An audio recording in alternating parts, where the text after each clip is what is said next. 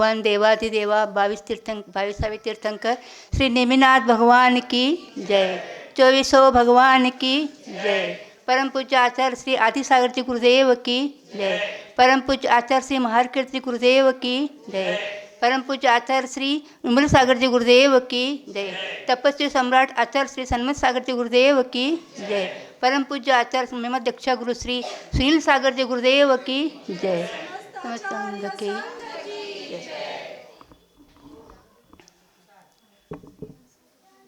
ನೋಡ್ರಿ, ನಾನು ಇಲ್ಲಿ ಬಂದೆ, ಈ ಸಂಘನಾಗ ಬಂದಿದ್ದು ನನಗೆ 5 ವರ್ಷ ಪೂರ್ಣ ಆಯಿತು.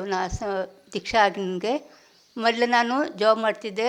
ಒಟ್ಟು ನನಗೆ ಎಲ್ಲಿ ಮಹಾರಾಜರು ಎಲ್ಲಿ ಇರ್ತಾರೋ ಏನು ಹೋಗಕ್ಕೆ ನಂಗೆ ವೇಳೆ ಸಿಗ್ತಿರ್ಕಿಲ್ಲ. ನಾವು ಹೋಗ್ತಿರ್ಕಿಲ್ಲ. ಆಮೇಲೆ ನಾನು ಈ ಸಂಘನ್ಯಾಗ ಬರೋಕ್ಕಿಂತ ಮೊದಲೇ ನನಗೆ ಒಟ್ಟನ್ನು ಯಾರು ಗುರು ಕಡೆ ನಾವು ಹೊರಕಿಲ್ಲ. ಆಮೇಲೆ ಮೊದಲು ನಾನು ಹಂಗೆ ಯೋಗ ಹಿಂಗೆ ಬಂದಿತ್ತು. ನಮ್ಮ ಕಡೆ ಮಾತಾಜಿ ಬಂದಿದ್ದರು, ಅವ್ರಿಗೆ ಬಿಡ್ಲಿಕ್ಕೆ ಅಂಥೇಳಿ ನಾ ಕುಂಜವನ್ನಾಗ ಸನ್ಮತ್ ಸಾಗರ್ ಶ್ರೀ ಮಹಾರಾಜರು ಇದ್ದರು. ಅವ್ರ ಕಡೆ ನಾವು ಭಗವಾನ್ ದರ್ಶನ ಮಾಡೋಕ್ಕಂತ ಬಂದೇವೆ. ಅಲ್ಲಿ ಬಂದಿದ್ದ ಮೇಲೆ ಅಲ್ಲಿ ನೋಡಿದೆ ನಾನು ಮಹಾರಾಜರು ಕೂತಿದ್ರಲ್ಲೇ ಸನ್ಮತ್ ಸಾಗರ ಪ್ರಥಮ ದರ್ಶನ ಅವ್ರದ್ದು ಆಯಿತು. ಆಮೇಲೆ ಅಲ್ಲಿಂದ ಆಮೇಲೆ ನಾವು ಹೋಗಲಿಲ್ಲ. ಅವ್ರ ಸಮಾಧಿಗೆ ಹೊತ್ತಿಗೆ ನಾವು ಬಂದಿದ್ವು ಎಲ್ಲ. ಸಮಾಧಿ ನಾನು ನೋಡಿದೆ ಅಲ್ಲೇ.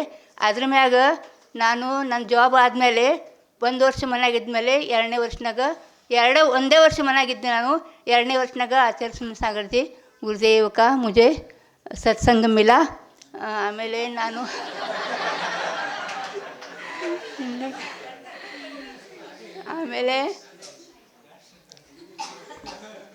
ನೋಡ್ರಿ, ಇಲ್ಲೇ ಏನದು ಆದಿಸಾಗರ ಮಹಾರಾಜರು ನಮ್ಮ ಅಂಕ್ಲಿ ಅಂತ ಗಾವ ಸಾಂಗ್ಲಿ ಊರೈತೆ ಅಲ್ಲೇ, ಸಾಂಗ್ಲಿ ಅಂತಗೆ ಐತೆ ಅಂಕ್ಲಿ ಅಂತ.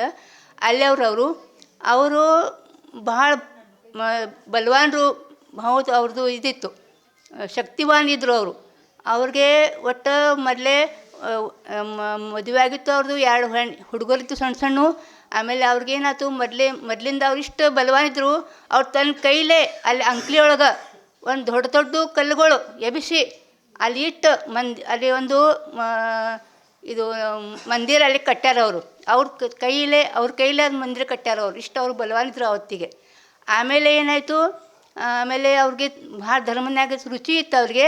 ಆಮೇಲೆ ಮುಂದೆ ಅವರು ಅಪ್ಪ ಅವರು ತೀರ್ಕೊಂಡ್ರು. ಆಮೇಲೆ ಅವರು ಅವ್ವಗಳು ತೀರ್ಕೊಂಡ್ರು. ಆಮೇಲೆ ಒಂದು 5-6 ತಿಂಗಳ ಮೇಲೆ ಅವ್ರ ಹೆಂಡತಿಯವರು ಸುಧಾ ತೀರ್ಕೊಂಡ್ರು. ಆಮೇಲೆ ಅವ್ರಿಗಿಷ್ಟ ಈ ವೈರಾಗ್ಯ ಆಯ್ತು. ಅವ್ರ ಹೆಂಡತಿಗೆ ಅವರು ಬಹಳ ಸಂಬೋಧನೆ ಮಾಡಿದರು. ಆಮೇಲೆ ಅಲ್ಲಿಂದ ಅವ್ರಿಗೆ ಅನ್ನಿಸ್ತು ಈಗನ್ನೇನು ಇಲ್ಲೇ ಇದ್ದ ಉಪಯೋಗ ಇಲ್ಲ. ಆಮೇಲೆ ಅವರು ತನ್ನ 2 ಹುಡುಗರಿಗೆ ತನ್ನ ತಂಗಿ ಕಡೆ ಕೊಟ್ಟು, ನೀವು ಇದು ಜೋಪಾನ ಮಾಡಿರಿ ಅಂತ ಹೇಳಿ ಅಲ್ಲಿಂದ ಅವರು ಹೋಗಿದ್ರು. ಅಲ್ಲಿ ಆ ಹೊತ್ತಿಗೇನು ಇಷ್ಟು ಇದ್ದಿರ್ಕಿಲ್ಲ, ಮುನಿ ಮಹಾರಾಜಗಳು ಎಷ್ಟು ಹೆಚ್ಚಿದ್ರಕ್ಕಿಲ್ಲ. ಅವ್ರು ಭಾಳ ಕಮ್ಮಿ ಇದ್ದರು. ಅವ್ರಿಗೆಲ್ಲೂ ಭಟ್ಟಾರಕ್ಕೆ ಒಬ್ರು ಇದ್ದರು, ಅವ್ರ ಕಡೆ ಅವ್ರು ಶುಲ್ಕ ದೀಕ್ಷಾ ತೊಗೊಂಡಿದ್ರು. ಅಲ್ಲಿಂದ ಮುಂದೆ ಅವರು ಅಲ್ಲೇ ಕುಂತಲಗಿರಿ ಅಂತ ಕ್ಷೇತ್ರ ಐತಿ, ನೀವು ನೋಡಿರಬೇಕು. ಅಲ್ಲೇ ಹೋಗಿ ಅಲ್ಲೇ ಭಗವಾನ ಮುಂದೆ ಅವರು ತಂದೆ ಇಲ್ಲೇ ಅವರು ದೀಕ್ಷಾ ತೊಗೊಂಡ್ರು. ಅವರು ಮತ್ತು ಪ್ರಾಕ್ಟೀಸ್ ಮಾಡಿದರು, ನಗ್ನ ಇರೋದು ಅದು. ಆಮೇಲೆ ದೀಕ್ಷಾ ತೊಗೊಂಡ್ರು. ಅಲ್ಲಿಂದ ಮತ್ತೆ ಈ ಕಡೆ ಬಂದರು. ಅವ್ರು ಅಲ್ಲಿ ಪರಿಸರನ್ಯಾಗ ಕರ್ನಾಟಕ ಬೌಂಡ್ರಿ, ಅವ್ರು ಮಹಾರಾಷ್ಟ್ರ ಬೌಂಡ್ರಿ ಇಲ್ಲೇ ಅವರು ಅಲ್ಲೇ ಅಷ್ಟೇ ವಿಹಾರ ಮಾಡಿದರು. ಖರೆ ಅವರು ಬಹಳ ಅವರು ಧ್ಯಾನ ಇತ್ತು ಅವ್ರಿಗೆ. ಆಮೇಲೆ ಅವರು ಬಹಳ ತಂದ ಕ್ರಿಯಾ ಎಲ್ಲ ಮಾಡ್ತಿದ್ರು. ಆ ಹೊತ್ತಿಗೇನಾಯ್ತು, ಶಾಂತಿಸಾಗರ ಮಹಾರಾಜರು ಈ ಕಡೆ ಇದ್ದರು, ಈ ಕಡೆ ಉತ್ತರ ಕಡೆ ಇದ್ದರು. ಆವಾಗ ಒಬ್ಬ ಮಹಾವೀರ ಸಾಗರ ಮಹಾರಾಜರು ಇದ್ದರು. ಮೊದಲು ಅವರು ಶುಲ್ಕಿ ಗೃಹಸ್ಥಿ ಇದ್ದರು. ಅವ್ರು ಹೋದರು ವಿದ್ಯಾಸಾಗರ ಮಹಾರಾಜ ಕಡೆ. ನಾವು ಓದಿದ್ದು ಇದು ವಿದ್ಯಾಸಾಗರ ಮಹಾರಾಜ ಕಡೆ ಹೋಗಿದ್ದರು. ಅಲ್ಲೇ ಅವರಂದರು, ವಿದ್ಯಾಸಾಗರ ಮಹಾರಾಜರು ಅಂದರು, ಇಲ್ಲ ಸಾರಿ ಶಾಂತಿಸಾಗರ ಮಹಾರಾಜರು ಅಂದರು, ನೀವು ಈಗ ಹೋಗ್ರಿ ಅಲ್ಲೇ ದಕ್ಷಿಣ ಕಡೆ, ಅಲ್ಲಿ ಒಬ್ಬರು ಮಹಾರಾಜರು ಅದಾರ, ಅವ್ರ ಕಡೆ ನೀವು ಹೋಗ್ರಿ ಅಂತ ಹೇಳಿದರು. ಆಮೇಲೆ ಅವರು ಮಹಾರಕೀರ್ತಿ ಮಹಾರಾಜರು ಬಂದರು ಈ ಕಡೆ, ಯಾರ ಕಡೆ, ಆದಿಸಾಗರ ಮಹಾರಾಜ ಕಡೆ. ಅಲ್ಲಿ ಬಂದಮೇಲೆ ಭಾಳ ಕಮ್ಮಿ ದಿವಸ, ಸ್ವಲ್ಪ ದಿವಸನೊಳಗೆ ಅವರು ಏನು ಮಾಡಿದರು, ಅಲ್ಲೆಲ್ಲ ಜ್ಞಾನಿ ಬಹುತಿದೆಲ್ಲ ಜ್ಞಾನ ತೊಗೊಂಡಿದ್ರು. ಆಮೇಲೆ ಅಲ್ಲಿಂದ ಅವ್ರು ಏನು ಮಾಡಿದರು, ಅವರು ಏನು ಪಟ್ಟ ಇತ್ತು ಅದು ಅವ್ರಿಗೆ ಕೊಟ್ಟು ತನ್ನ ಆಚಾರ್ಯ ಪದ ಮಹಾವೀರ ಕೀರ್ತಿ ಮಹಾರಾಜರಿಗೆ ಕೊಟ್ಟು ಅವ್ರು ತಾನು ಸಮಾಧಿ ಮಾಡಿದರು. ಅವ್ರದ್ದು ಹೆಚ್ಚು ತಿರುಗಾಡ್ಸಿಕ್ಕಿಲ್ಲ, ಈ ಕಡೆ ಆ ಕಡೆ ಅಲ್ಲೇ ಅವರು ಇರ್ತಿದ್ರು. आणि महाರಕೀರ್ತಿ ಮಹಾರಾಜರು ಅವರು ಭಾಳ ಹುಷಾರಿದ್ರು. 18 ಭಾಷಾ ಅವ್ರಿಗೆ ಬರ್ತಿದ್ದು, ಎಲ್ಲ ಪಶು ಪಕ್ಷಿ ಭಾಷಾ ತಿಳಿತಿತ್ತು ಅವ್ರಿಗೆ. ಏನು ಏನಾಗ್ತೈತಿ, ಮುಂದೆ ಏನಾಗೋದೈತಿ ಅದೆಲ್ಲ ಇಷ್ಟು ಜ್ಞಾನಿ ಇದ್ದರು ಅವರು. ಆಮೇಲೆ ಅವ್ರ ಮುಂದೆ ಅವರು ಶಿಷ್ಯ ಆಗಿದ್ದರು ವಿಮಲಸಾಗರ ಮಹಾರಾಜರು. ನಮ್ಮದು ಪಟ್ಟಾವಳಿ ಐತಿದ್ದು ಹಿಂಗೆ. ವಿಮಲಸಾಗರ ಮಹಾರಾಜರು ಅವರು ಭಾಳ ವಾತ್ಸಲ್ಯ ಇತ್ತು ಅವ್ರ ಕಡೆ. ಅವರೆಲ್ಲರೂ ಅವ್ರ ಕಡೆಯಿಂದ ಭಾಳ ಇದು ಮಾಡಿದರು. ಆಮೇಲೆ ಅವರು ಬೇರೆ ಆದರು. ಆಮೇಲೆ ಬಂದರು ಸನ್ಮತಿ ಸಾಗರ ಮಹಾರಾಜರು. ಸನ್ಮತಿ ಸಾಗರ ಮಹಾರಾಜರು ಅವ್ರ ಹಂತಕ್ಕೆ ಮಹಾರಕೀರ್ತಿ ಮಹಾರಾಜ ಹಂತಕ್ಕೆ ಅವ್ರ ಕಡೆ ಆಚಾರ್ಯ ಪದ ಸಿಕ್ಕಿತ್ತು. ಅಲ್ಲಿಂದ ಮುಂದೆ ಆಮೇಲೆ ಅವ್ರದ್ದು ಸಮಾಧಿ ಆಯಿತು ಮಹಾರಕೀರ್ತಿ ಮಹಾರಾಜರಿಗೆ. ಆಮೇಲೆ ಇವರು ಸನ್ಮತಿ ಸಾಗರ ಮಹಾರಾಜರದು ತಪಸ್ಯ ಇಷ್ಟೂ ಐತಿ. ಈಗಿನ ಕಾಲಿನಾಗ ಚತುರ್ಥ ಕಾಲಗತೆ ಈಗಿನ ಕಾಲಿನಾಗ ಯಾರೂ ಮಾಡುವ ಸಾಧ್ಯ ಇಲ್ಲ. ಇಷ್ಟು ಅವ್ರದ್ದು ತಪಸ್ಸೆ ಇತ್ತು. 7 ದಿವಸ ಉಪವಾಸ ಮಾಡ್ತಿದ್ರು. ನಿಮಗೆ ಗೊತ್ತಿರಬೇಕು, ಈ ಕಡೆ ಬಂದಿದ್ರಂತ ನೀವು ಹೇಳ್ತೀರಿ, ಉಗಾರ್ನಾಗ ಬಂದಿದ್ರಂತ ನೀವು ಕೇಳಿರಬೇಕು. ಅವ್ರಿಷ್ಟು ಅವ್ರು ಭಾಳ ತಪಸ್ಸೆ ಇತ್ತು ಅವ್ರಿಗೂ. 7 ಉಪವಾಸ. ಮತ್ತು ಆಮೇಲೆ ಅಷ್ಟಾನಿಗೆ ಬಂದಮೇಲೆ ಅಷ್ಟಾನಿಕ್ನಾಗೆಲ್ಲ ಉಪವಾಸ ಮಾಡ್ತಿದ್ರು. ಪಾರಣಾನಾಗ ಭಾಳ ಥೋಡೆ ಎಲ್ಲ ಕಮ್ಮಿ ಮಾಡ್ಕೊಂಡು ಬರ್ತಿದ್ರು. ಅವೆಲ್ಲ ಏನು ಶಿಖರ್ಜಿ ಒಳಗೆ ಅವರೆಲ್ಲ ಎಲ್ಲ ಬಂದ್ ಮಾಡಿದರು. ಎಲ್ಲ ಆಹಾರ ಬಿಹಾರ ಭಾಳ ಕಮ್ಮಿ ಮಾಡಿದರು. ಹಿಂಗೆ ಮಾಡಿ ಸಮಾಧಿ ಆಗೋಕ್ಕಿಂತ ಮೊದಲು 10 ವರ್ಷ ಅವರು ಬರೇ ಮಜ್ಜಿಗೆ ಮತ್ತು ನೀರು ಇಷ್ಟ ತೊಗೊಳ್ತಿದ್ರು, ಮತ್ತೇನೂ ತೊಗೊಳ್ತಿರ್ಕಿಲ್ಲ.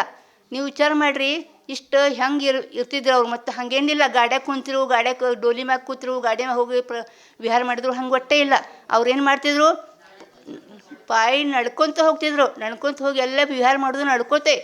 ಆಮೇಲೆ ನಮ್ಮ ಕಡೆ 7, 8, 9 3 ವರ್ಷ ತನಕ ನಮ್ಮ ಕುಂಜವನಾಗ ಅವ್ರದ್ದು ಚಾತುರ್ಮಾಸ ಆಯಿತು. ಖರೆ ನಮ್ಮದು ಪುಣ್ಯ ಇದ್ದಕ್ಕಿಲ್ಲ ಅನ್ರಿ. ಇಲ್ಲಾರ ನಮಗೆ ಆ ಕಡೆ ಚರ್ಚೆ ಹೆಚ್ಚಿಲ್ಲ ಅಂತೂ ಇರ್ಬೋದು, ಏನೂ ಕಾರಣ ಇರ್ಬೋದು. ನಮಗೆ ಒಟ್ಟು ಅವ್ರ ದರ್ಶನ ಒಂಬೇ ಸಲ ಆಯಿತು. ನನಗೆ ಹೋಗೋದಾಗಲಿಲ್ಲ. ನನಗೆ ಭಾಳ ಈಗ ಅವಾಗ ಇಷ್ಟು ಕೆಟ್ಟ ಅನಿಸ್ತೈತಿ. ಅವಾಗ ನನಗೆ ಹೆಚ್ಚು ಬುದ್ಧಿ ಇದ್ದರೆ ಅವಾಗ ಬರ್ತಿದ್ನಿ. ಅವಾಗ ನನ್ನ ದೀಕ್ಷೆ ಆಗ್ತಿತ್ತು. ಇನ್ನು ರೊಕ್ಕದೊಳಗೆ ನಾ ಕೂತ್ಬಿಟ್ಟೆ. ಆಮೇಲೆ ಅಲ್ಲಿ ಮತ್ತು ಮಹಾರಾಜರ ಕಡೆ ನಾವು ಒಂದೇ ಸರಿ ಅವ್ರ ದರ್ಶನ ಆಯಿತು. ಆಮೇಲೆ ಸಮಾಧಿ ಒಳಗೆ ಬಂದೆ. ಆಮೇಲೆ ಅವ್ರದ್ದು ಭಾಳ ತಪಶ್ಚರ್ಯ ಭಾಳ ಇತ್ತು ಅವ್ರದ್ದು. ಇಷ್ಟು ತಪಶ್ಚರ್ಯ ಮಾಡುವಂಥ ಮಹಾರಾಜರುಗಳು ತಮ್ಗೆ ಅವ್ರ ದರ್ಶನ ಮಾಡೋದು, ಅವ್ರಿಗೆ ಆಹಾರ ಕೊಡೋದು, ಅದಕ್ಕೆ ಭಾಳ ಪುಣ್ಯ ಬೇಕು. ಅದಕ್ಕೆ ಇಷ್ಟು ಪುಣ್ಯ ಬೇಕು, ಅವಾಗ ಇದೆಲ್ಲ ಆಗ್ತದಿಲ್ಲ ರೀ. ಅಷ್ಟು ಇದನ್ನು ಸಿಗಂಗಿಲ್ಲ. ನಂದು ಏನಂದರೆ ಪುಣ್ಯ ಇರಬೇಕು ಅಂತ ನನಗನ್ಸತಿ. ನಾನು ಈಗ 1 ವರ್ಷ ಮನೆಯಾಗಿದ್ದೆ ರಿಟೈರ್ ಆದಮೇಲೆ. ಆಮೇಲೆ ಸಂಘ ಸಿಕ್ಕಿತು ನನಗೆ, ಇಲ್ಲಿ ಬಂದೆ. ಅವಾಗ ಹಾಗೆ ಬಂದಿದ್ದು. ನಾನು ದರ್ಶನ ಮಾಡೋಕೆ ಬಂದಿದ್ದೆ. ಆಚಾರ್ಯಶ್ರೀ ಅಲ್ಲಿ ಕೂತಿದ್ರು, ಎಲ್ಲ ಮಾತಾಜಿಗಳಿದ್ರು. ನನಗಿಷ್ಟು ಅವ್ರದ್ದು ಪ್ರವಚನ ಎಲ್ಲ ಕೇಳಿದೆ. ಮನೆಗೆ ಹೋದೆ. ಮತ್ತು 2ನೇ ದಿವಸ ಏನು ಮಾಡಬೇಕು ಅಂತ ವಿಚಾರ ಮಾಡ್ತಿದ್ದೆ. ಮತ್ತು ವಿಚಾರ ಮಾಡಿದೆ, ನಡಿ ಹೋಗೋಣ ಅಲ್ಲೇ. ಮತ್ತು ಬಂದೆ. 2-3 ದಿವ್ಸ ನಾನು ಮಾಡಿದೆ. ಬರ್ತಿದ್ದೆ ನಾನು ಅಲ್ಲಿಂದ 2-3 ಕಿಲೋಮೀಟ್ರ್ ಐತೆ ಬರೀ ಸಾಂಗ್ಲಿಯಿಂದ ನಾವು ಇರೋದು. ಆಮೇಲೆ ನಾ ಬರ್ತಿದ್ದೆ. ಆಮೇಲೆ ಅಲ್ಲಿ ಇರ್ತಿದ್ದೆ ನಾನು. ಅವಾಗ ಮತ್ತು ಮನಸ್ಸಿನಾಗ ಬಂತು ಈಗ ಹಿಂಗೆ ಹೋಗಿ ಬಂದು ದಿನ ಮಾಡೋಕ್ಕಿಂತ ನಾವೇನು ಮಾಡಬೇಕು, ಇಲ್ಲೇ ಇರಬೇಕಂತ ವಿಚಾರ ಮಾಡಿ ನಾನೇನು ಮಾಡಿದೆ, ಹೇಳಿದೆ. ಆಚಾರ್ಯಶ್ರೀ ಕಡೆ ಹೋದು. ನಾವು ಒಬ್ಬ ಮಾತಾಜಿಗೆ ತೊಗೊಂಡು ಹೋಗಿ ಅವ್ರಿಗೆ ಹೇಳಿದರು. ಆಚಾರ್ಯಶ್ರೀ ಹೇಳ್ರು, ಬರ್ರಿ ನೀವು ಅಂತ ನಾ ಎಲ್ಲಿ ತೊಗೊಂಡು ಬಂದೆ. ಆಚಾರ್ಯಶ್ರೀ ಇಷ್ಟು ನಂಗೆ ಇದು ನಂಗೆ ಭಾಳ ಅತಿಶಯ ಪುಣ್ಯ ನಂಗೆ ಇಂಥ ಗುರು ನನಗೆ ಭೇಟಿಯಾದರು. ನಂದು ಮುಂದಿಂದಿಗೆ ಎಲ್ಲ ವ್ಯವಸ್ಥಿತ ಆಯಿತು.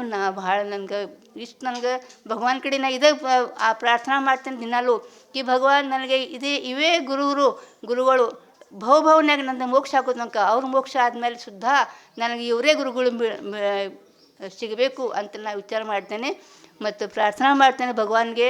ನಂದು ಈ ಭವನಾಗಿಂದ ಈಗ ದೀಕ್ಷಾನ ತೊಗೊಂಡೇನೆ. ಈಗ ನಂದು ಚಲೋ ಚೆನ್ನಾಗಿ ನಂದು ಸಮಾಧಿ ಮರಣ ಆಗಲಿ ಅಂತೀವಿ ಭಗವಾನ್. ರೋಜ್ ನಾ ಇದೇ ವಿಚಾರ ಮಾಡ್ತೇನೆ.